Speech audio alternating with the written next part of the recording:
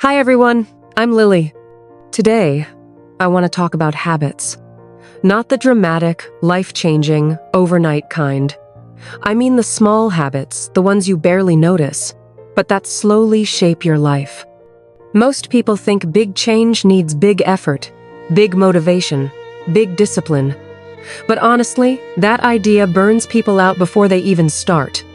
Real change usually looks boring, quiet, repetitive, and that's exactly why it works. Let's start with a simple truth. Your life is mostly habits. What you do in the morning, how you react when you're tired, what you do when you're bored. These things happen almost automatically. That's your brain running on autopilot. A habit is basically a shortcut for your brain. Once something becomes familiar, your brain says, "Cool, I don't need to think about this anymore."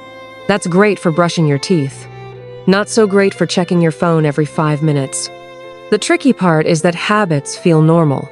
You don't wake up and think, "Today I will repeat the same patterns." You just do them. That's why changing habits feels uncomfortable. You're interrupting something your brain thinks is safe. A lot of people believe motivation is the key to habits. They wait to feel motivated. They tell themselves, "When I feel ready, I'll start." But motivation is unstable. It depends on mood, sleep, stress, and life in general. Habits don't grow from motivation, they grow from systems. Instead of asking, "How do I stay motivated?" ask, "How do I make this easier?" One of the biggest mistakes people make is starting too big.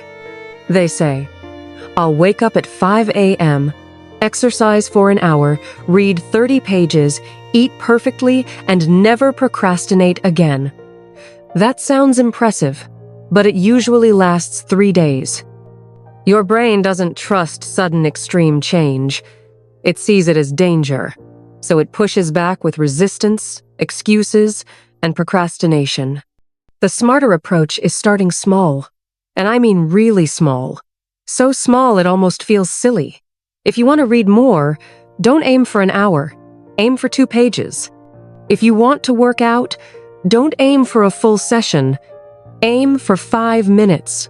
Small habits lower resistance. They make starting easy. And starting is the hardest part. Once you start, continuing feels natural. Another important idea is this. Habits are built through identity, not pressure. Instead of saying, "I want to read more," think, "I am the kind of person who reads." Instead of "I want to exercise," think, "I'm someone who takes care of their body." Every small habit is a vote for the person you want to become. One action won't change your identity, but repeated actions will. Now let's talk about bad habits. People often say they want to stop a bad habit, but habits don't disappear. They get replaced. Your brain doesn't like empty space. If you remove a habit without adding a new one, the old habit usually comes back. For example, if you check your phone whenever you're bored, boredom is the trigger. The phone is the habit. The reward is distraction. To change it, you don't fight boredom. You replace the response. Maybe when boredom hits, you stand up, stretch, or take a few deep breaths. The trigger stays. The response changes. Environment matters more than willpower. If your phone is always next to you, you'll use it. If junk food is always visible, you'll eat it. Instead of blaming yourself, change your environment. Put the phone farther away. Keep healthy options nearby. Make good habits easier and bad habits harder. Consistency matters more than intensity. Doing something small every day beats doing something big once a week. Missing one day doesn't break a habit. Quitting does.